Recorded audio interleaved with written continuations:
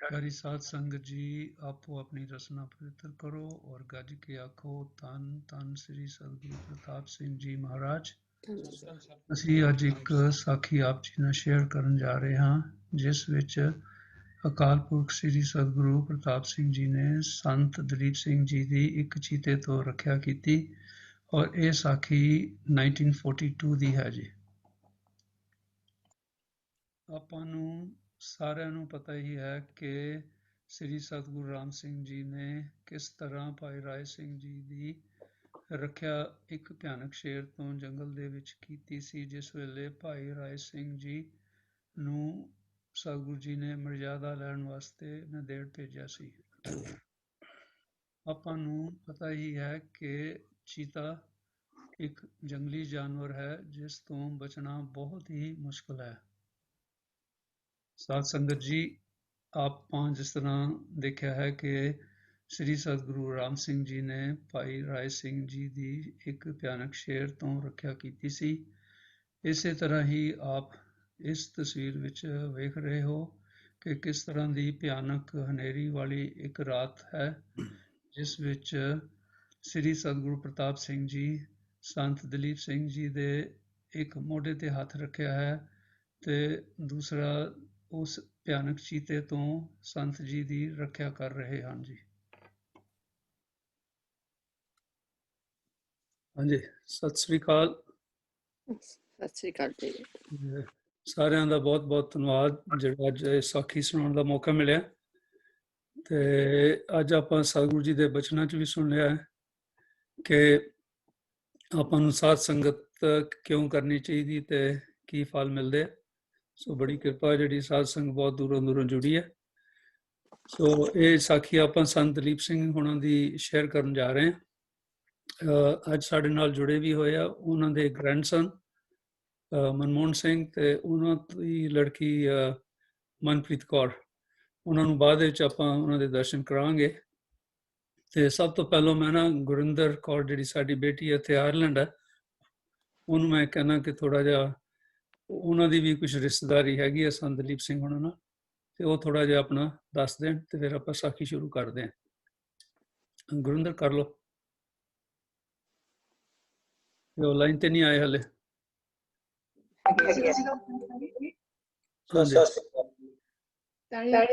ਸਤਿਗੁਰੂ ਪ੍ਰਤਾਪ ਸਿੰਘ ਜੀ।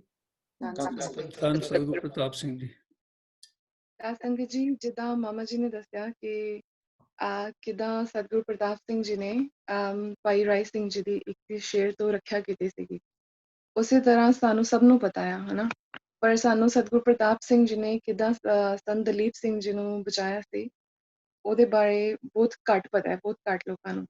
ਤੇ ਸੰਤ ਦਲੀਪ ਸਿੰਘ ਜੀ ਨਾਲ ਸਾਡੀ ਰਿਸ਼ਤੇਦਾਰੀ, ਉਹਨਾਂ ਦੇ ਗ੍ਰੇਟ ਗ੍ਰੈਂਡਸਨ ਨਾਲ ਮੇਰੀ ਕਜ਼ਨ ਮਾਮਾ ਜੀ ਦੀ ਡਾਟਰ ਉਹਨਾਂ ਦੇ ਗ੍ਰੇਟ ਗ੍ਰੈਂਡਸਨ ਦੀ ਵਾਈਫ ਆ, ਤੇ ਇਸ ਤਰ੍ਹਾਂ ਅਸੀਂ ਰਿਲੇਟਡ ਆ ਉਹਨਾਂ ਨਾਲ।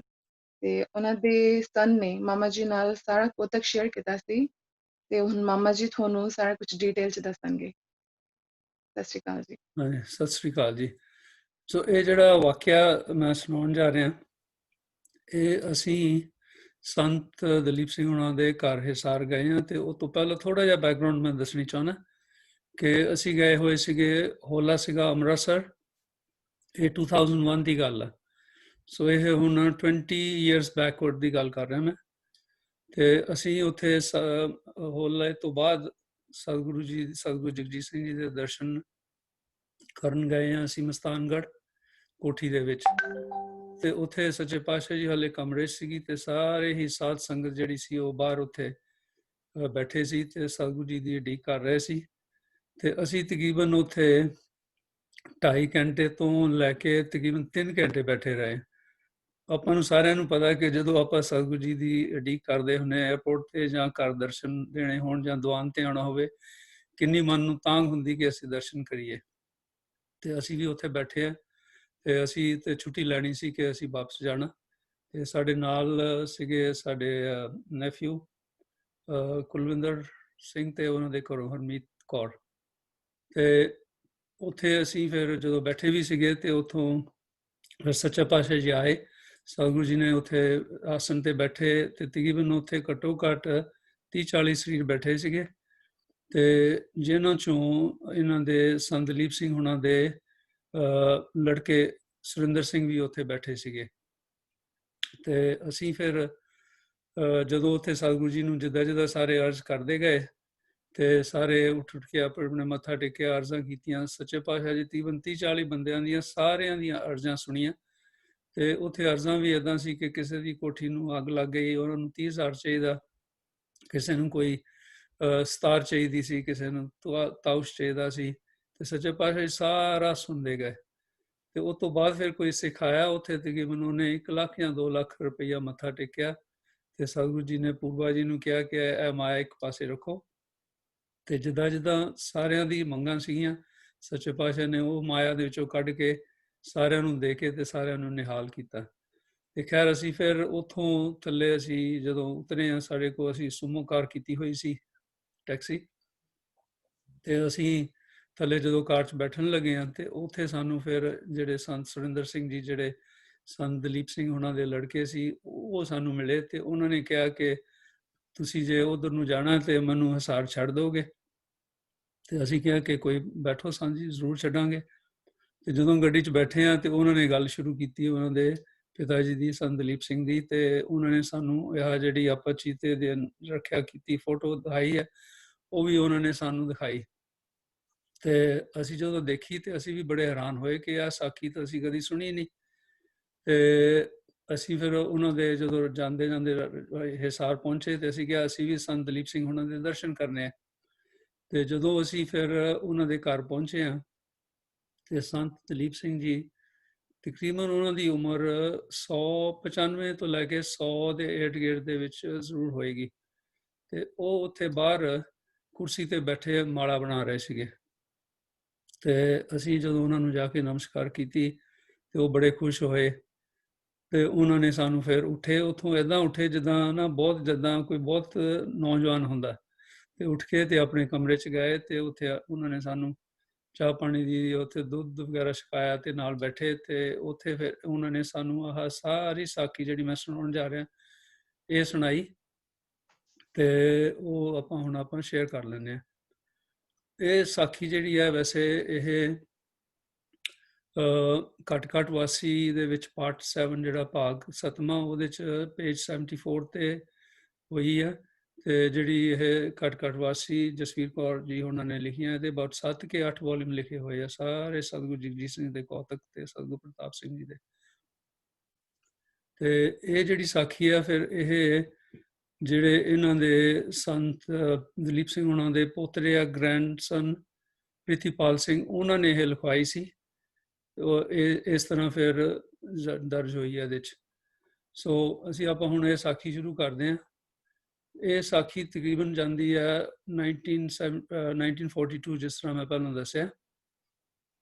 ਤੇ ਸ੍ਰੀ ਸਤਿਗੁਰੂ ਪ੍ਰਤਾਪ ਸਿੰਘ ਜੀ ਉਸ ਵੇਲੇ ਮੰਡੀ ਦਾ ਦੌਰਾ ਕਰ ਰਹੇ ਸੀ ਤੇ ਉੱਥੇ ਗਏ ਹੋਏ ਸੀ।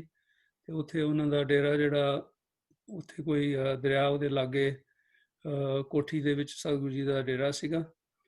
ਤੇ ਸਤਿਗੁਰੂ ਜੀ ਉੱਥੋਂ ਉਹਨਾਂ ਨੇ ਕੋਈ ਘੋੜੇ ਸਕੇਤ ਤੋਂ, ਜਿਹੜਾ ਨਾਮ ਇਸ ਵੇਲੇ ਅੱਜ ਕੱਲ੍ਹ ਹੈਗਾ ਸੁੰਦਰ ਨਗਰ, ਉੱਥੋਂ ਲੈਣ ਜਾਣਾ ਸੀਗਾ। ਪਰ ਉਦੋਂ ਇੰਨਾ ਮੀਂਹ ਤੇ ਹਨੇਰੀ ਆ ਰਹੀ ਸੀ ਕਿ ਰਸਤਿਆਂ ਦੇ ਵਿੱਚ ਪਾਣੀ ਬਹੁਤ ਖੜਾ ਸੀਗਾ। ਤੇ ਉੱਥੇ ਇੱਕ ਜਗ੍ਹਾ ਤੇ ਬਹੁਤ ਖਾਚਾ ਸੀਗਾ ਤੇ ਜਿੱਥੋਂ ਗੱਡੀ ਲੰਘਣੀ ਨਹੀਂ ਸੀਗੀ।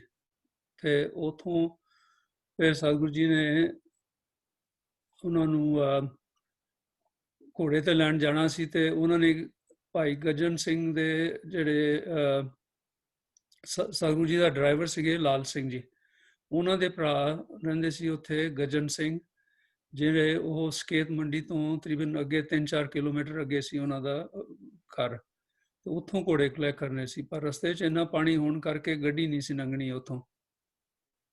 ਤੇ ਸਤਿਗੁਰੂ ਜੀ ਨੇ ਫਿਰ ਉੱਥੋਂ ਜਦੋਂ ਉਹਨਾਂ ਨੇ ਜਦੋਂ ਦੇਖਿਆ ਵੀ ਗੱਡੀ ਨਹੀਂ ਜਾਣੀ, ਤੇ ਉਹਨਾਂ ਨੇ ਨਾ ਫਿਰ ਸੰਤ ਦਲੀਪ ਸਿੰਘ ਹੋਣੀ ਵੀ ਉੱਥੇ ਗਏ ਹੋਏ ਸੀ। ਉਹਨਾਂ ਨੂੰ ਆਖਿਆ ਕਿ ਤੁਸੀਂ ਜੇ ਜਾਓ ਤੇ ਜਾਣਾ ਪੈਣਾ ਤੁਹਾਨੂੰ ਸਾਈਕਲ ਤੇ ਤੁਹਾਨੂੰ ਅਸੀਂ 2 ਟਾਰਚਿਸ ਦਿੰਨੇ ਆ। ਤੇ ਤੁਸੀਂ, ਕਿਉਂਕਿ ਜੰਗਲ ਬਹੁਤ ਭਿਆਨਕ ਹੈ ਤੇ ਰਾਤ ਦਾ ਟਾਈਮ ਹੈ, ਤੇ ਉੱਥੇ ਬਹੁਤ ਸਾਰੇ ਜਾਨਵਰ ਵੀ ਰਸਤੇ 'ਚ ਹੈਗੇ ਨੇ, ਜੰਗਲੀ ਜਾਨਵਰ। ਤੇ ਸਤਿਗੁਰੂ ਜੀ ਨੇ ਫਿਰ ਉਹਨਾਂ ਨੂੰ, ਇੱਕ ਸੰਗਤ ਨੂੰ ਅਰਜ਼ ਕਰਕੇ ਕਿਹਾ ਵੀ ਇਹਨਾਂ ਨੂੰ ਇੱਕ ਸਾਈਕਲ ਦਿਓ ਤੇ ਨਾਲ ਇਹਨਾਂ ਨੂੰ ਟਾਰਚਾਂ ਦੇਤੀਆਂ 2। ਤੇ ਸੰਤ ਦਲੀਪ ਸਿੰਘ ਹੋਣੀ ਤਿਆਰ ਹੋ ਕੇ ਤੇ ਉਹਨਾਂ ਨੇ ਆਪਣੀ ਤਿਆਰੀ ਕੀਤੀ ਤੇ ਸਾਈਕਲ ਤੇ ਜਾਣਾ ਉਹਨਾਂ ਨੇ ਸ਼ੁਰੂ ਕਰਤਾ। ਤੇ ਉਹ ਸੀਗਾ ਪਹਾੜੀ ਇਲਾਕਾ, ਕਦੀ ਕੋਈ ਪਹਾੜੀਆਂ ਉੱਪਰ, ਕਦੀ ਥੱਲੇ। ਤੇ ਜਦੋਂ ਉਹ ਇੱਕ ਤਕਰੀਬਨ ਉਹਨਾਂ ਦਾ ਇਹ ਜਿਹੜਾ ਟ੍ਰਿਪ ਸੀਗਾ ਉਹ 25 ਕਿਲੋਮੀਟਰ ਦਾ ਸੀ ਜੀ। ਤੇ ਉੱਥੋਂ ਮਤਲਬ ਜਿੱਦਾਂ ਜਿੱਦਾਂ ਲੰਘੀ ਜਾਣ ਉਹ ਉਦਾਂ ਉਦਾਂ ਉੱਥੇ ਬਹੁਤ ਸਾਰਾ ਹੋਰ ਵੀ ਮੀਂਹ ਪਈ ਜਾਵੇ ਤੇ ਬਹੁਤ ਸਾਰੀ ਹਨੇਰੀ ਤੇ ਲਾਈਟਨਿੰਗ ਸਟ੍ਰਾਈਕਸ ਵੀ ਬਹੁਤ ਹੋਣ ਉੱਥੇ। ਬਿਲਕੁਲ ਕਾਲੀ ਰਾਤ ਤੇ ਮੀਂਹ ਪੈ ਰਿਹਾ ਤੇ ਬੱਦਲ ਵੀ ਗੜਕ ਰਹੇ ਨੇ। ਫਿਰ ਉਹਨਾਂ ਨੇ ਉੱਥੋਂ ਜਦੋਂ ਅੱਗੇ ਗਏ, ਤਕਰੀਬਨ ਹੱਲੇ ਮੰਡੀ ਪਹੁੰਚਣ ਨੂੰ 2 ਕਿ 3 ਮੀਲ ਰਹਿੰਦੇ ਸੀਗੇ। ਤੇ ਜਦੋਂ ਉੱਥੇ ਪਹੁੰਚੇ ਉੱਥੇ ਤੇ ਉਸ ਵੇਲੇ ਬਿਲਕੁਲ ਹਨੇਰਾ। ਤੇ ਉੱਥੇ ਕੀ ਦੇਖਦੇ ਕਿ ਸੜਕ ਤੇ ਜਦੋਂ ਥੱਲੇ ਜਾ ਰਹੇ ਆ ਤੇ ਸਾਈਕਲ ਤੇ ਸੀਗੇ ਤੇ ਉੱਥੇ ਸਾਹਮਣੇ ਇੱਕਦਮ ਨਾ ਉਹਨਾਂ ਦੇ ਸਾਹਮਣੇ ਇੱਕ ਚੀਤਾ ਆ ਗਿਆ। ਤੇ ਉਹ ਪਹਿਲਾਂ ਤਾਂ ਡਰ ਗਏ। ਤੇ ਜਦੋਂ ਡਰੇ ਤੇ ਉਸ ਤੋਂ ਬਾਅਦ ਉਹਨਾਂ ਨੇ ਜਦੋਂ ਜਿਹੜੀਆਂ ਟਾਰਚਾਂ ਸਤਿਗੁਰੂ ਜੀ ਨੇ ਦਿੱਤੀਆਂ ਸੀ ਉਹਨਾਂ ਨੂੰ, ਉਹਨਾਂ ਨੇ ਦੋਨੇ ਟਾਰਚਾਂ ਜਗਾ ਕੇ ਉਹ ਚੀਤੇ ਦੀ ਅੱਖਾਂ 'ਚ ਜਦੋਂ ਮਾਰੀਆਂ ਤੇ ਉਹ ਚੀਤਾ ਜਿਹੜਾ ਸੀਗਾ ਉਹ ਡਾਊਨ ਹਿੱਲ ਉੱਥੋਂ ਜਿਹੜੀ ਪਹਾੜੀ ਸੀ ਉਹ ਥੱਲੇ ਉਤਰ ਕੇ ਚਲਾ ਗਿਆ। ਤੇ ਬੱਦਲ ਜਿਹੜੇ ਸੀ ਉਹ ਹੋਰ ਗਰਕਦੇ ਰਹੇ ਤੇ ਬਹੁਤ ਜ਼ਿਆਦਾ ਬਿਜਲੀ ਵੀ ਬੜੀ ਚਮਕਦੀ ਰਹੀ। ਉਸ ਤੋਂ ਬਾਅਦ ਫਿਰ ਉਹ ਜਿੱਦਾਂ ਜਾਈ ਜਾਣ ਤੇ ਜਦੋਂ ਪਹਾੜੀ ਆਵੇ ਤੇ ਉਹ ਸਾਈਕਲ ਤੋਂ ਉਤਰ ਕੇ ਜਾਣ, ਜਦੋਂ ਪਹਾੜੀ ਥੱਲੇ ਨੂੰ ਹੋਵੇ ਤੇ ਉਦੋਂ ਸਾਈਕਲ ਤੇ ਚੜ ਜਾਣ। ਉਹ ਥੋੜਾ ਹੋਰ ਅੱਗੇ ਗਏ, ਉਹ ਚੀਤਾ ਫਿਰ ਵਾਪਸ ਆ ਗਿਆ। ਕਿਉਂਕਿ ਆਪਾਂ ਨੂੰ ਇਹ ਪਤਾ ਹੈ ਕਿ ਜਿਹੜੇ ਚੀਤੇ ਆ ਉਹ ਇੱਕ ਦਫਾ ਕੋਈ ਸ਼ਿਕਾਰ ਦੇ ਪਿੱਛੇ ਪੈ ਜਾਣ ਤੇ ਉਹਨੂੰ ਛੱਡਦੇ ਨਹੀਂ। ਤੇ ਹੁਣ ਜਦੋਂ ਦੂਸਰੀ ਦਫਾ ਆ ਗਿਆ ਤੇ ਫਿਰ ਸੰਤ ਜੀ ਹੋਰ ਇੱਕਦਮ ਸੁੰਨ ਗੁੰਮ ਹੋ ਗਏ। ਤੇ ਉਹਨਾਂ ਕੋਲ ਜਿਹੜੀ ਤਾਕਤ ਵੀ ਸੀ, ਕਿਉਂਕਿ ਹੁਣ ਜਦੋਂ ਆਪਾਂ ਦੇਖਦੇ ਹਾਂ ਕਿ ਉਹਨਾਂ ਸਾਹਮਣੇ ਇੱਕ ਭਿਆਨਕ ਚੀਤਾ ਖੜਾ ਹੈ ਤੇ ਤੁਹਾਡਾ ਸਰੀਰ ਜਿਹੜਾ ਉਹ ਬਿਲਕੁਲ ਕੰਬ ਜਾਂਦਾ ਹੈ। ਤੇ ਉਹਨਾਂ ਨੂੰ ਫਿਰ ਟਾਰਚਾਂ ਦਾ ਯਾਦ ਆਇਆ। ਹੁਣ ਜਦੋਂ ਉਹ ਟਾਰਚਾਂ ਜਗਾਉਣ ਲੱਗੇ, ਉਹਦੀ ਲਾਈਟਸ ਮਾਰਨ ਲੱਗੇ ਤੇ ਇੱਕ ਜਿਹੜੀ ਸੀਗੀ ਟਾਰਚ ਉਹਦਾ ਬਲਬ ਫਿਊਜ਼ ਹੋ ਗਿਆ। ਤੇ ਪਰ ਦੂਸਰੀ ਟਾਰਚ ਸੀਗੀ ਤੇ ਉਹ ਜਦੋਂ ਚੀਤੇ ਦੇ ਉਹਨਾਂ ਨੇ ਅੱਖਾਂ 'ਚ ਉਹ ਟਾਰਚ ਮਾਰੀ ਤੇ ਉਹ ਚੀਤਾ ਫਿਰ ਪਹਾੜੀ ਵਾਲੇ ਉੱਪਰਲੀ ਸਾਈਡ ਨੂੰ ਪਿੱਛੇ ਮੁੜ ਗਿਆ। ਤੇ ਫਿਰ ਹੁਣ ਸੰਤ ਜੀ ਹੋਰ ਘਬਰਾ ਗਏ ਕਿ ਹੁਣ ਕਿਸ ਤਰ੍ਹਾਂ ਹੋਏਗੀ। ਤੇ ਇਹ ਕਿ ਚੀਤੇ ਨੇ ਤਾਂ ਮੇਰਾ ਪਿੱਛਾ ਨਹੀਂ ਛੱਡਣਾ। ਤੇ ਉਹ ਉੱਥੇ ਹੁਣ ਇਸ ਵੇਲੇ ਨਾ ਉਹਨਾਂ ਨੂੰ ਹੋਰ ਕੁਝ ਨਹੀਂ ਸੁਝਿਆ ਕਿ ਉਹਨਾਂ ਨੇ ਕਿਹਾ ਵੀ ਮੈਂ ਹੁਣ ਨਾਮ ਸਿਮਰਨ ਸ਼ੁਰੂ ਕਰਾਂ। ਤੇ ਉਹਨਾਂ ਨੇ ਇੰਨਾ ਨਾਮ ਸਿਮਰਨ ਕੀਤਾ, ਕਿਉਂਕਿ ਆਪਾਂ ਕਹਿੰਦੇ ਨਾ ਭਾਵ ਬਿਨ ਭਗਤ ਨਾ ਹੋਏ। ਤੇ ਜਦੋਂ ਡਰ ਹੁੰਦਾ ਨਾ ਉਦੋਂ ਆਪਾਂ ਨੂੰ ਸਤਿਗੁਰੂ ਦਾ ਹੋਰ ਚੇਤਾ ਆਉਂਦਾ ਤੇ ਆਪਾਂ ਉਦੋਂ ਹੋਰ ਭਜਨ ਕਰਦੇ ਹਾਂ। ਉਹਨਾਂ ਦਾ ਇੰਨਾ ਭਜਨ ਕੀਤਾ ਕਿ ਉਹਨਾਂ ਨੇ ਕਦੀ ਇਦਾਂ ਦਾ ਭਜਨ ਕੀਤਾ ਹੀ ਨਹੀਂ ਸੀਗਾ। ਤੇ ਉਹ ਫਿਰ ਅੱਗੇ ਗਾਹਾਂ ਚੱਲੀ ਗਏ, ਪਰ ਉਹਨਾਂ ਕੋਲ ਨਾ ਬਿਲਕੁਲ ਬਹੁਤ ਜ਼ਿਆਦਾ ਸਰੀਰ ਉਹਨਾਂ ਦਾ ਕਮਜ਼ੋਰ ਹੋ ਚੁੱਕਾ ਸੀਗਾ। ਤੇ ਜਦੋਂ ਉਹ ਥੋੜਾ ਅੱਗੇ ਗਏ ਤੇ ਫਿਰ ਉੱਥੇ ਅੱਗੇ ਜਾ ਕੇ ਕੀ ਦੇਖਦੇ ਆ, ਉਹੀ ਚੀਤਾ ਫਿਰ ਅੱਗੇ ਆਣ ਕੇ ਉਹਨਾਂ ਦੇ ਮੂਹਰੇ ਖੜ ਗਿਆ। ਉਹ ਇਸ ਵੇਲੇ ਹੁਣ ਚੀਤਾ ਏਦਾਂ ਆਇਆ ਜਿੱਦਾਂ ਨਾ ਸੜਕ ਦੇ ਵਿੱਚ ਬਿਲਕੁਲ ਗੱਬੇ ਆਣ ਕੇ ਖੜ ਗਿਆ। ਤੇ ਹੁਣ ਸੰਤ ਜੀ ਸੋਚਦੇ ਆ ਵੀ ਮੈਂ ਹੁਣ ਕੀ ਕਰਾਂ, ਜੇ ਅੱਗੇ ਜਾਣਾ ਤੇ ਇਹ ਚੀਤਾ ਮੈਨੂੰ ਖਾ ਜਾਏਗਾ ਤੇ ਜੇ ਮੈਂ ਪਿੱਛੇ ਜਾਣਾ ਤੇ ਇਹਨੇ ਮੇਰੇ ਪਿੱਛੇ ਆਣ ਕੇ ਪਿੱਛਾ ਕਰਕੇ ਤੇ ਮੈਨੂੰ ਫਿਰ ਖਾ ਲੈਣਾ। ਤੇ ਉਹ ਫਿਰ ਬਿਲਕੁਲ ਫਿਰ ਇੱਕਦਮ ਗੁੰਮਸੁੰਮ ਹੋ ਗਏ। ਤੇ ਉਹਨਾਂ ਨੇ ਫਿਰ ਜਦੋਂ ਦੂਸਰੀ ਟਾਰਚ ਮਾਰੀ ਜਿਹੜੀ ਇੱਕ ਬਾਕੀ ਰਹਿ ਗਈ ਸੀ, ਉਹ ਟਾਰਚ ਦੀ ਲਾਈਟ ਜਗਦੀ ਸੀ ਪਰ ਉਹ ਚੀਤਾ ਬਿਲਕੁਲ ਪਿੱਛੇ ਨਹੀਂ ਹਟਿਆ। ਹੁਣ ਸੰਤ ਜੀ ਦਾ ਨਾ ਸਾਹ ਜਿਹੜਾ ਸੀ ਉਹ ਉੱਪਰ ਦਾ ਉੱਪਰ ਰਹਿ ਗਿਆ। ਤੇ ਉਹ ਆਲੇ ਦੁਆਲੇ ਦੇਖਦੇ ਆ ਕਿ ਇੱਥੇ ਤਾਂ ਆਲੇ ਦੁਆਲੇ ਜੰਗਲ ਆ, ਭਿਆਨਕ ਰਾਤ, ਹਨੇਰੀ ਰਾਤ ਹੈ। ਇੱਥੇ ਕੋਈ ਨਾ ਦਰਖਤ ਹੈ ਕਿ ਜਿਹਦੇ ਉੱਤੇ ਮੈਂ ਉੱਪਰ ਚੜ੍ਹ ਕੇ ਬਚ ਜਾਵਾਂ। ਤੇ ਇੱਥੇ ਕੁਛ ਵੀ ਨਹੀਂ, ਨਾ ਕੋਈ ਬੰਦਾ, ਨਾ ਕੋਈ ਪਰਿੰਦਾ, ਕੁਛ ਵੀ ਨਹੀਂ ਹੈ। ਤੇ ਮੇਰਾ ਹੁਣ ਕੁਛ ਵੀ ਬਚਾਅ ਕਰਨ ਵਾਲਾ ਕੰਮ ਬਿਲਕੁਲ ਨਹੀਂ ਹੈ ਕੋਈ ਚੀਜ਼। ਤੇ ਉਧਰੋਂ ਜਿਹੜੀ ਬਿਜਲੀ ਸੀ ਉਹ ਗੜਕੀ ਜਾਵੇ ਤੇ ਹੋਰ ਕਾਲੀ ਰਾਤ ਜਿਹੜੀ ਆ ਹੋਰ ਕਾਲੀ ਹੋਈ ਗਈ। ਤੇ ਉਹ ਜਦੋਂ ਆਲੇ ਪਾਸੇ ਦੇਖਣ ਉਹਨਾਂ ਨੂੰ ਜਿਹੜੇ ਸੀਗੇ ਮਾਊਂਟੇਨਸ ਵਗੈਰਾ ਅਰਾਊਂਡ, ਉਹ ਵੀ ਦੇਖਦੇ ਆ ਤਾਂ ਉੱਥੋਂ ਹੋਰ ਵੀ ਡਰ ਲੱਗੇ ਉਹਨਾਂ ਨੂੰ। ਤੇ ਉਹਨਾਂ ਨੇ ਕਿਹਾ ਵੀ ਮੇਰੇ ਕੋਲ ਹੋਰ ਕੋਈ ਉਚਾਰਾ ਨਹੀਂ ਹੈ ਹੁਣ, ਤੇ ਮੈਂ ਇੱਕ ਸਤਿਗੁਰਾਂ ਦੇ ਕੋਲ ਆਪਣੀ ਅਰਦਾਸ ਹੀ ਕਰਦਾ। ਇਹ ਹੁਣ ਤਕਰੀਬਨ ਉਸੇ ਤਰ੍ਹਾਂ ਹੀ ਵਾਕਿਆ ਹੈ ਜਿਸ ਤਰ੍ਹਾਂ ਭਾਈ ਰਾਏ ਸਿੰਘ ਦੀ ਸਤਿਗੁਰੂ ਰਾਮ ਸਿੰਘ ਜੀ ਨੇ ਰੱਖਿਆ ਕੀਤੀ ਸੀ ਜਦੋਂ ਉਹ ਨੰਦੇੜ ਜਾ ਰਹੇ ਸੀਗੇ। ਤੇ ਉਹਨੇ ਇੱਕ ਲੰਬਾ ਆਪਣਾ ਸਾਹ ਲਿਆ ਤੇ ਸਾਈਕਲ ਨੂੰ ਇੱਕ ਪਾਸੇ ਖੜਾ ਕਰਤਾ ਤੇ ਉਹਨਾਂ ਕੋਲ ਇੱਕ ਟਕੂਆ ਸੀਗਾ। ਉਹ ਟਕੂਆ ਉਹਨਾਂ ਨੇ ਬਾਹਰ ਕੱਢਿਆ ਤੇ ਨਾਲ ਅਰਦਾਸ ਕਰਨੀ ਸ਼ੁਰੂ ਕਰ ਦਿੱਤੀ।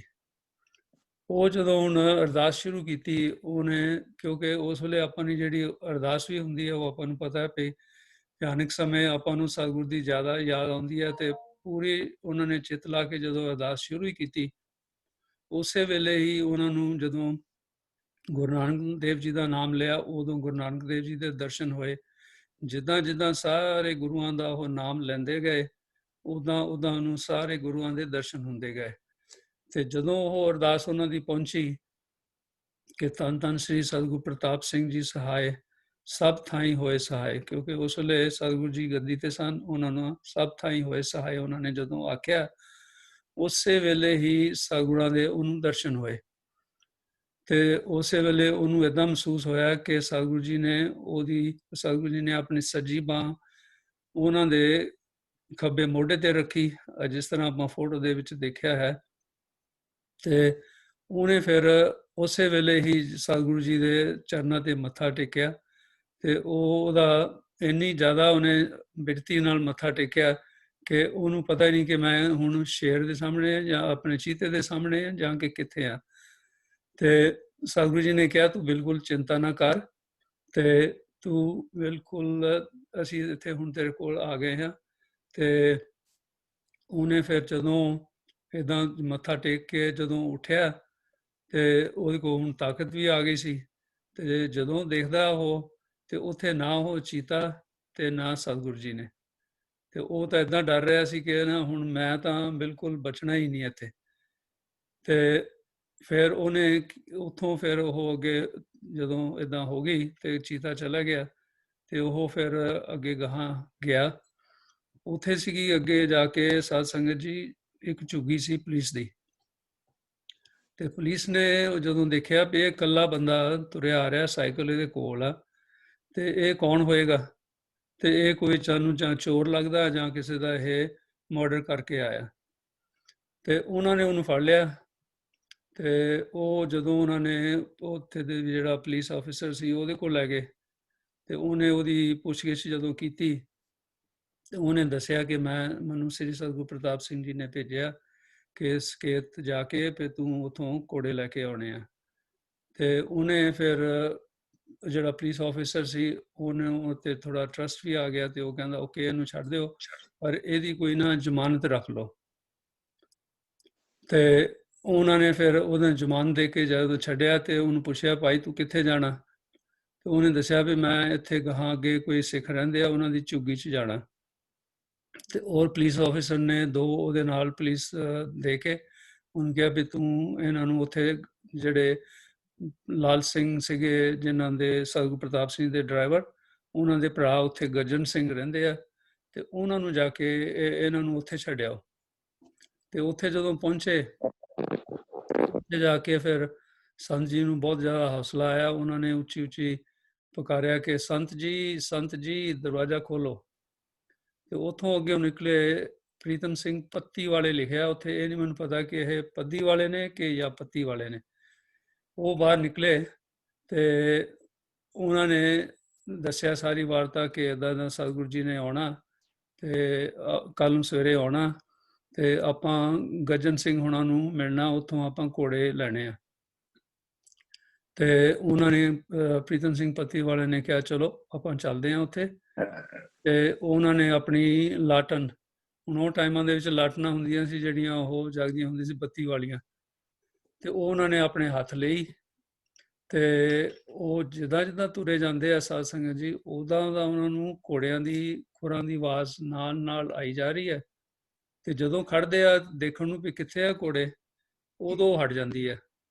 ਤੇ ਉਹ ਬਹੁਤ ਇਸ ਤਰ੍ਹਾਂ ਹੈਰਾਨ ਹੁੰਦੇ ਹੁੰਦੇ ਫਿਰ ਵੀ ਜਦੋਂ ਉਹ ਗੱਜਣ ਸਿੰਘ ਹੁਣਾਂ ਦੀ ਝੁੱਗੀ 'ਚ ਪਹੁੰਚੇ ਆ, ਤੇ ਉਹ ਉਹਨਾਂ ਨੇ ਵੀ ਉਹਨਾਂ ਦਾ ਸਤਿਕਾਰ ਕੀਤਾ। ਤੇ ਉਹ ਕਹਿੰਦੇ ਕਿ ਸਾਡੇ ਕੋਲ ਇੱਕ ਕੁੱਤਾ ਇੱਥੇ, ਇਹ ਕੁੱਤਾ ਤਾਂ ਬਹੁਤ ਜ਼ਿਆਦਾ ਭੌਂਕਦਾ ਪਿਆ, ਅੱਜ ਪਤਾ ਨਹੀਂ ਕਿਉਂ ਨਹੀਂ ਭੌਂਕਿਆ। ਤੇ ਉਹ ਫਿਰ ਖੈਰ, ਤੇ ਫਿਰ ਉਹਨਾਂ ਨੇ ਜਦੋਂ ਗੱਜਣ ਸਿੰਘ ਹੁਣਾਂ ਨੂੰ ਪੁੱਛਿਆ ਕਿ ਇਹ ਘੋੜੇ ਆ ਗਏ ਨੇ ਕਿ ਸਾਨੂੰ ਆਪਾਂ ਨੂੰ ਉੱਥੋਂ ਜਾ ਕੇ ਲੈ ਆਉਣੇ ਪੈਣੇ ਆ, ਉਹਨਾਂ ਨੇ ਕਿਹਾ ਵੀ ਨਹੀਂ ਜੀ ਘੋੜੇ ਆ ਗਏ ਨੇ, ਤੇ ਪਰ ਹੁਣ ਬਾਰਿਸ਼ ਇੰਨੀ ਪੈ ਰਹੀ ਆ ਤੇ ਕਿਉਂਕਿ ਜਿਹੜੇ ਘੋੜਿਆਂ ਦੀਆਂ ਕਾਠੀਆਂ ਉਹ ਵੀ ਗਿੱਲੀਆਂ ਹੋਈਆਂ ਬਾਹਰ ਬਹੁਤ ਜ਼ਿਆਦਾ, ਤੇ ਤੁਸੀਂ ਰੁਕ ਜਾਓ। ਉਹ ਕਹਿੰਦੇ ਅਸੀਂ ਰੁਕਣਾ ਨਹੀਂ, ਕਿਉਂਕਿ ਉੱਥੇ ਜਿੱਥੇ ਸਤਿਗੁਰੂ ਪ੍ਰਤਾਪ ਸਿੰਘ ਜੀ ਦੀ ਗੱਡੀ ਉੱਥੇ ਪਾਣੀ ਜਿੱਥੇ ਸੀਗਾ ਉੱਥੇ ਉਸ ਤੋਂ ਪਾਰ ਉਧਰ ਖੜੀ ਆ ਤੇ ਆਪਾਂ ਉਧਰ ਜਾਣਾ।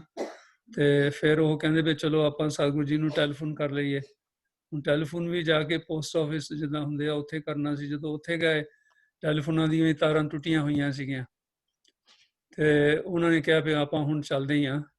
ਤੇ ਉਹ ਉੱਥੋਂ ਤੁਰੇ ਆ ਤੇ ਉਹ ਜਿੱਥੇ ਖਾਲਾ ਸੀਗਾ, ਜਿੱਥੇ ਪਾਣੀ ਖੜਾ ਸੀ, ਉੱਥੇ ਪਹੁੰਚੇ। ਤੇ ਉੱਥੇ ਜਾ ਕੇ ਦੇਖਿਆ ਵੀ ਪਾਣੀ ਜਿਹੜਾ ਸੀਗਾ ਉਹ ਬਹੁਤ ਉੱਤੇ ਉੱਤੇ ਸੀਗਾ ਤੇ ਤਕਰੀਬਨ ਉਹਨਾਂ ਦੇ ਮੋਢਿਆਂ ਤੱਕ ਪਾਣੀ ਸੀਗਾ। ਤੇ ਉਧਰੋਂ ਜਦੋਂ ਉਹਨਾਂ ਨੇ ਦੇਖਿਆ ਖਾਲੇ ਦੇ ਦੂਸਰੇ ਪਾਸੇ, ਤੇ ਉਧਰ ਸਤਿਗੁਰੂ ਪ੍ਰਤਾਪ ਸਿੰਘ ਜੀ ਉਧਰ ਡਿੱਗ ਰਹੇ ਸੀ। ਸਾਰੀ ਸੰਗਤ ਵੀ ਨਾਲ ਸੀ ਤੇ ਉਹਨਾਂ ਦੀਆਂ ਕਾਰਾਂ ਵੀ ਪਰੇ ਖੜੀਆਂ ਸੀਗੀਆਂ। ਪਰ ਉੱਥੇ ਜਿਹੜਾ ਪਾਣੀ ਸੀਗਾ ਉਹ ਪਾਣੀ ਬਹੁਤ ਜ਼ਿਆਦਾ ਵਗ ਰਿਹਾ ਸੀ ਕਿ ਉਹਦੇ ਵਿੱਚ ਕਿਸੇ ਬੰਦੇ ਦਾ ਖੜਾ ਹੋਣਾ ਵੀ ਬੜਾ ਮੁਸ਼ਕਲ ਸੀਗਾ। ਤੇ ਸਤਿਗੁਰੂ ਪ੍ਰਤਾਪ ਸਿੰਘ ਜੀ ਨੇ ਕਿਹਾ ਵੀ ਤੁਸੀਂ ਉਧਰ ਪਾਰ ਖੜੇ ਰਹੋ ਤੇ ਅਸੀਂ ਇਧਰੋਂ ਸਾਰੇ ਜਾਣੇ ਉਧਰ ਨੂੰ ਆਉਂਦੇ ਆ। ਤੇ ਉਹ ਫਿਰ ਸਤਿਗੁਰੂ ਪ੍ਰਤਾਪ ਸਿੰਘ ਜੀ ਨੇ ਸਾਰਿਆਂ ਨੂੰ ਹੁਕਮ ਕੀਤਾ ਕਿ ਤੁਸੀਂ ਸਾਰੇ ਜਾਣੇ ਆਪਸ ਵਿੱਚ ਆਪਣੇ ਆਪਣੇ ਹੱਥ ਫੜ ਲਓ ਤੇ ਆਪਾਂ ਇਹ ਪਾਣੀ ਨੂੰ ਕ੍ਰਾਸ ਕਰਨਾ। ਤੇ ਉਹਨਾਂ ਨਾਲ ਉਸ ਵੇਲੇ ਸੀਗੇ ਸੰਤ ਆਲਾ ਸਿੰਘ ਜੀ, ਲਾਲ ਸਿੰਘ ਡਰਾਈਵਰ, ਸੂਬਾ ਵਰਿਆਮ ਸਿੰਘ, ਸੰਤ ਰਤਨ ਸਿੰਘ ਲਾਂਗਰੀ, ਭਾਈ ਵੀਰ ਸਿੰਘ, ਸੰਤ ਹਰਨਾਮ ਸਿੰਘ ਜੀ ਕਾਲੇ ਕੇ ਵਾਲੇ। ਉਹਨਾਂ ਨੇ ਫਿਰ ਉਹ ਜਿਹੜਾ ਪਾਣੀ ਸੀ ਉਹਨੂੰ ਕ੍ਰਾਸ ਕਰਨਾ ਸ਼ੁਰੂ ਕੀਤਾ। ਜਦੋਂ ਅੱਧ 'ਚ ਪਹੁੰਚੇ ਤੇ ਉੱਥੇ ਜਿਹੜੇ ਸੂਬਾ ਵਰਿਆਮ ਸਿੰਘ ਸੀ ਉਹਨਾਂ ਦਾ ਪੈਰ ਤਿਲਕਿਆ ਤੇ ਉਹ ਥੱਲੇ ਡਿੱਗਣ ਲੱਗੇ। ਸਤਿਗੁਰੂ ਪ੍ਰਤਾਪ ਸਿੰਘ ਜੀ ਨੇ ਉੱਥੇ ਉਹਨਾਂ ਨੂੰ ਖਿੱਚ ਕੇ ਉੱਪਰ ਸਿੱਧੇ ਚੱਕ ਕੇ ਉੱਪਰ ਫਿਰ ਖੜੇ ਕਰਤਾ। ਖੈਰ ਉਹ ਫਿਰ ਕ੍ਰਾਸ ਕਰ ਗਏ ਤੇ ਉਧਰੋਂ ਸੰਤ ਦਲੀਪ ਸਿੰਘ ਹੋਣੀ ਤੇ ਗੱਜਨ ਸਿੰਘ ਹੋਣੀ ਸੀਗੇ। ਉਹਨਾਂ ਨੇ ਸਤਿਗੁਰੂ ਜੀ ਨੂੰ ਨਮਸਕਾਰ ਕੀਤੀ ਤੇ ਉਹਨਾਂ ਨੇ ਕਿਹਾ ਵੀ ਹੁਣ ਘੋੜਿਆਂ ਦੀਆਂ ਜਿਹੜੀਆਂ ਇਹ ਸੀਟਾਂ ਤਾਂ ਬਹੁਤ ਗਿੱਲੀਆਂ ਹੋਈਆਂ ਤੇ ਆਪਾਂ ਹੁਣ ਪੈਰੀ ਜਾਣਾ ਪੈਣਾ। ਤੇ ਉਹ ਫਿਰ ਉੱਥੇ ਪੈਰੀ ਤੁਰ ਪਏ, ਪੈਦਲ ਤੁਰ ਗਏ। ਤੇ ਜਾਂਦੇ ਜਾਂਦੇ ਸਤਿਗੁਰੂ ਪ੍ਰਤਾਪ ਸਿੰਘ ਜੀ ਨੇ ਸ਼ਬਦ ਸ਼ੁਰੂ ਕਰਤਾ, ਹਾਲ ਫਕੀਰਾਂ ਦਾ ਜਾ ਕੇ ਕਹਿਣਾ। ਉਹ ਸੀਗਾ ਸਤਿਗੁਰੂ ਜੀ ਨੇ ਗਾਇਆ ਮਿਰਜ਼ੇ ਤਰਜ਼ ਦੇ ਵਿੱਚ। ਉਹਦੇ ਵਿੱਚ ਇੰਨਾ ਰਸ ਸੀਗਾ ਕਿ ਸਾਰੇ ਜਾਣੇ ਬਰਾਗੀ ਹੋ ਗਏ। ਸਤਿਗੁਰੂ ਪ੍ਰਤਾਪ ਸਿੰਘ ਦੇ ਵੀ ਆਪ ਵੀ ਬਰਾਗੀ ਹੋਏ ਤੇ ਸਤਿਗੁਰਾਂ ਦੇ ਇਹ ਸ਼ਬਦ ਪੜ੍ਹਦੇ ਹੋਏ ਬੜੀ ਉੱਚੀ ਤੇ ਮਿੱਠੀ ਸੁਰ ਦੇ ਵਿੱਚ ਜਦੋਂ ਗਾਇਆ। ਸੰਤ ਦਲੀਪ ਸਿੰਘ ਹੁਣਾਂ ਨੇ ਵੀ ਬਹੁਤ ਜ਼ਿਆਦਾ ਬਰਾਗ ਆਇਆ। ਉਹ ਕਹਿੰਦੇ ਸਾਨੂੰ ਇੰਨਾ ਬਰਾਗ ਆਇਆ ਕਿ ਸਾਡੀ ਜ਼ਿੰਦਗੀ ਦੇ ਵਿੱਚ ਇਦਾਂ ਦਾ ਬਰਾਗ ਨਾ ਅੱਗੇ ਕਦੀ ਆਇਆ ਤੇ ਨਾ ਹੀ ਕਦੀ ਅੱਗੇ ਆਏਗਾ। ਤੇ ਜਦੋਂ ਫਿਰ ਸਤਿਗੁਰੂ ਜੀ ਉੱਥੇ ਪਹੁੰਚੇ, ਮੰਡੀ ਵਾਪਸ ਪਹੁੰਚੇ, ਉੱਥੇ ਕੋਈ ਸੀਗੀ ਮਾਈ ਪੁੱਲ ਦੀ, ਉਹਨਾਂ ਦੇ ਮਾਈ ਪੁੱਲ ਦੇ ਘਰ ਜਾ ਕੇ ਉੱਥੇ ਉਹ ਉਡੀਕ ਰਹੀ ਸੀ ਕਿ ਉਹਨੂੰ ਕੀ ਸੀਗਾ ਕਿ ਸਤਿਗੁਰੂ ਜੀ ਉਦੋਂ ਦਰਸ਼ਨ ਦੇਣ ਤੇ ਮੈਂ ਪ੍ਰਸ਼ਾਦੇ ਤਿਆਰ ਕੀਤੇ ਆ ਤੇ ਪ੍ਰਸ਼ਾਦੇ ਛਕਣ। ਤੇ ਜਦੋਂ ਸਤਿਗੁਰੂ ਜੀ ਉੱਥੇ ਪਹੁੰਚ ਗਏ ਉਹ ਤਾਂ ਮਾਈ ਮਸਤਾਨੀ ਹੋ ਗਈ ਤੇ ਮਸਤਾਨੀ ਹੋ ਕੇ ਤੇ ਉਹਨੇ ਫਿਰ ਬਹੁਤ ਆਪਣੀ ਪ੍ਰਸ਼ਾਦੇ ਸਤਿਗੁਰੂ ਜੀ ਨੂੰ ਛਕਾਏ ਤੇ ਸਤਿਗੁਰੂ ਜੀ ਨੇ ਉੱਥੇ ਲੰਗਰ ਛਕ ਕੇ ਤੇ ਸਤਿਗੁਰੂ ਜੀ ਚਲੇ ਗਏ ਉੱਥੇ ਧਰਮਸ਼ਾਲਾ। ਉੱਥੇ ਧਰਮਸ਼ਾਲਾ ਦੇ ਵਿੱਚ ਉਹਨਾਂ ਦਾ ਡੇਰਾ ਸੀਗਾ। ਤੇ ਜਦੋਂ ਉੱਥੇ ਜਾ ਕੇ ਸਤਿਗੁਰੂ ਜੀ ਗਏ ਉੱਥੇ ਤੇ ਸਤਿਗੁਰੂ ਜੀ ਉੱਥੇ ਕੁਰਸੀ ਤੇ ਬੈਠ ਕੇ ਤੇ ਬਚਨ ਬਲਾਸ ਸ਼ੁਰੂ ਹੋਏ ਤੇ ਭਾਈ ਵੀਰ ਸਿੰਘ ਜੀ ਉੱਥੇ ਬੈਠੇ ਸੀ ਤੇ ਉਹ ਬਹੁਤ ਜ਼ਿਆਦਾ ਮਰਜਾਏ ਹੋਏ ਤੇ ਬਹੁਤ ਜ਼ਿਆਦਾ ਉਹਨਾਂ ਨੂੰ ਸੀਗਾ ਮਨ ਦੇ ਵਿੱਚ ਕੋਈ ਚਿੰਤਾ ਲੱਗੀ ਹੋਈ ਸੀ ਤੇ ਉਹ ਪਿੱਛੇ ਜਾ ਕੇ ਬੈਠ ਗਏ। ਤੇ ਉਹ ਉਹਨਾਂ ਨੂੰ ਫਿਰ ਦੀਪ ਸਿੰਘ ਜੀ ਜਾ ਕੇ ਪੁੱਛਦੇ ਆ ਵੀ ਤੁਸੀਂ ਇਹਨੇ ਉਦਾਸ ਕਿਉਂ ਬੈਠੇ ਆ। ਤੇ ਸਤਿਗੁਰੂ ਜੀ ਨੇ ਉਹ ਤੋਂ ਪਹਿਲਾਂ ਆਪਣੇ ਭਾਈ ਵੀਰ ਸਿੰਘ ਹੋਣਾ ਕੋਲੋਂ ਕਿਹਾ ਸੀਗਾ ਉਹਨਾਂ ਨੂੰ ਕਿ ਮੈਨੂੰ ਕੋਈ ਕੰਬਲ ਲਿਆ ਕੇ ਦਿਓ, ਮੈਨੂੰ ਬਹੁਤ ਜ਼ਿਆਦਾ ਠੰਡ ਲੱਗਦੀ ਹੈ ਤੇ ਮੈਂ ਇੱਥੇ ਪਿਆ ਲੰਮਾ ਤੇ ਮੇਰੇ ਉੱਤੇ ਕੰਬਲ ਲਿਆ ਕੇ ਵਿਛਾ ਦਿਓ। ਤੇ ਜਦੋਂ ਭਾਈ ਵੀਰ ਸਿੰਘ ਉਹਨਾਂ ਨੇ ਕੰਬਲ ਵਿਛਾਉਣ ਗਏ ਸਤਿਗੁਰੂ ਜੀ ਤੇ ਉਹਨਾਂ ਨੇ ਜਦੋਂ ਚਰਨਾਂ ਨੂੰ ਉਹਨਾਂ ਨੇ ਆਪਣਾ ਹੱਥ ਲਾਇਆ ਤੇ ਚਰਨਾਂ ਦੀਆਂ ਜਰਾਬਾਂ ਜਿਹੜੀਆਂ ਸੀਗੀਆਂ ਉਹ ਬਹੁਤ ਗਿੱਲੀਆਂ ਹੋਈਆਂ ਸੀ ਤੇ ਬਹੁਤ ਪੈਰ ਉਹਨਾਂ ਦੇ ਚਰਨ ਜਿਹੜੇ ਸੀ ਬਹੁਤ ਜ਼ਿਆਦਾ ਠੰਡੇ ਹੋਏ ਸੀ। ਤੇ ਉਹ ਦੇਖ ਕੇ ਭਾਈ ਵੀਰ ਸਿੰਘ ਜੀ ਬਹੁਤ ਜ਼ਿਆਦਾ, ਵਜ਼ੀਰ ਸਿੰਘ ਜੀ ਬਹੁਤ ਜ਼ਿਆਦਾ ਉਹ ਚਿੰਤਿਤ ਹੋਏ ਕਿ ਵੀ ਇਹ ਕੀ ਕੌਤਕ ਵਰਤਿਆ ਹੈ, ਕਿ ਸਤਿਗੁਰੂ ਜੀ ਦੀ ਬਿਲਕੁਲ ਹੀ ਸਿਹਤ ਠੀਕ ਨਹੀਂ ਹੈ ਜਾਂ ਕੀ ਗੱਲ ਹੈ। ਤੇ ਉਹਨਾਂ ਨੇ ਸਤਿਗੁਰੂ ਜੀ ਦੇ ਉੱਤੇ ਉਹ ਬਲੈਂਕਟ ਜਿਹੜਾ ਸੀਗਾ, ਚਾਦਰ ਦੇਤੀ, ਪਰ ਉਹਨਾਂ ਦੇ ਮਨ ਦੇ ਵਿੱਚ ਇਹ ਚਿੰਤਾ ਲੱਗੀ ਹੋਈ ਸੀ ਤੇ ਇਸ ਕਰਕੇ ਉਹ ਪਿੱਛੇ ਜਾ ਕੇ ਬੈਠੇ ਹੋਏ ਸੀਗੇ। ਤੇ ਫਿਰ ਸੰਤ ਦਲੀਪ ਸਿੰਘ ਨੇ ਜਦੋਂ ਦੇਖਿਆ ਵੀ ਭਾਈ ਵਜ਼ੀਰ ਸਿੰਘ ਹੋਣੀ ਉੱਥੇ ਪਿੱਛੇ ਬੈਠੇ ਆ, ਉਹਨਾਂ ਕੋਲ ਜਾ ਕੇ ਬਹਿ ਗਏ। ਤੇ ਜਦੋਂ ਉਹਨਾਂ ਦੀ ਪੁੱਛਿਆ ਵੀ ਤੁਹਾਡੇ ਚਿੰਤਾ ਦਾ ਕੀ ਕਾਰਨ ਹੈ, ਤੇ ਉਹਨਾਂ ਨੇ ਜਦੋਂ ਦੱਸਿਆ ਕਿ ਏਦਾਂ ਏਦਾਂ ਸਤਿਗੁਰਾਂ ਦੇ ਠੰਡ ਲੱਗਦੀ ਸੀ ਤੇ ਚਰਨ ਗਿੱਲੇ ਸੀ ਤੇ ਮੈਨੂੰ ਪਤਾ ਨਹੀਂ ਲੱਗਦਾ ਵੀ ਇਹ ਕੀ ਹੋਇਆ। ਤੇ ਉਹਨਾਂ ਨੇ ਫਿਰ ਜਦੋਂ ਭਾਈ ਦਲੀਪ ਸਿੰਘ ਨੇ ਇਹ ਸੁਣੀ ਤੇ ਇਹ ਕਹਿੰਦੇ, ਓਹੋ, ਇਹ ਤਾਂ ਸਤਿਗੁਰਾਂ ਨੇ ਜਿਹੜੀ ਮੇਰੀ ਆਣ ਕੇ ਰੱਖਿਆ ਕੀਤੀ ਆ, ਇਹ ਉਹੀ ਸਾਖੀ ਹੈ ਜਿਹਦਾ ਭਾਈ ਰਾਏ ਸਿੰਘ ਉਹਨਾਂ ਦੀ ਸਾਖੀ ਹੈ। ਤੇ ਉੱਥੇ ਫਿਰ ਉਹਨਾਂ ਨੇ ਸਤਿਗੁਰੂ ਜੀ ਨੂੰ ਨਮਸਕਾਰ ਕੀਤੀ ਤੇ ਉਹਨਾਂ ਨੂੰ ਜਦੋਂ ਇਹ ਕੌਤਕ ਪਤਾ ਲੱਗਿਆ ਤੇ ਉਹਨਾਂ ਦੀ, ਭਾਈ ਵਜ਼ੀਰ ਸਿੰਘ ਉਹਨਾਂ ਦੀ ਵੀ ਇਹ ਚਿੰਤਾ ਮੁੱਕੀ।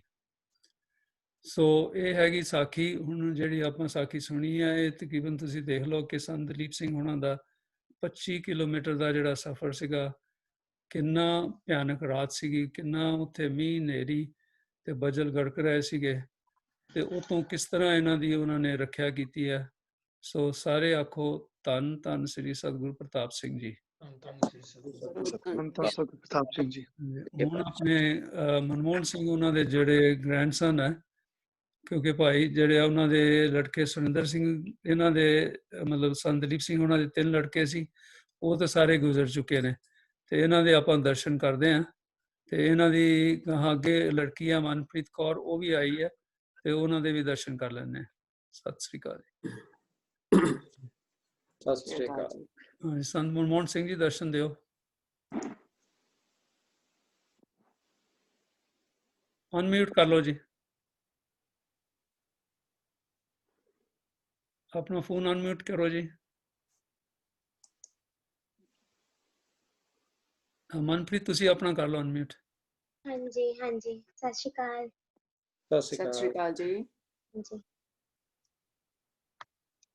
ਹਾਂਜੀ, ਇਹ ਸੰਤਾਂ ਨੇ ਜਿਹੜੀ ਹੁਣੇ ਸਾਖੀ ਤੁਹਾਨੂੰ ਸਾਰਿਆਂ ਨੂੰ ਸੁਣਾਈ ਹੈ, ਸਾਧ ਸੰਗਤ ਜੀ ਨੂੰ, ਇਹ ਸਾਡੇ ਮਤਲਬ ਮੇਰੇ ਪੜਦਾਦਾ ਜੀ ਦੀ ਮਤਲਬ ਸਾਖੀ ਹੈ, ਜਥੇਦਾਰ ਦਲੀਪ ਸਿੰਘ ਜੀ। ਤੇ ਪਾਪਾ ਵੀ ਐਡ ਨੇ, ਬਟ ਸ਼ਾਇਦ ਪਾਪਾ ਨੂੰ ਅਨਮਿਊਟ ਦਾ ਪਤਾ ਨਹੀਂ ਚੱਲ ਰਿਹਾ।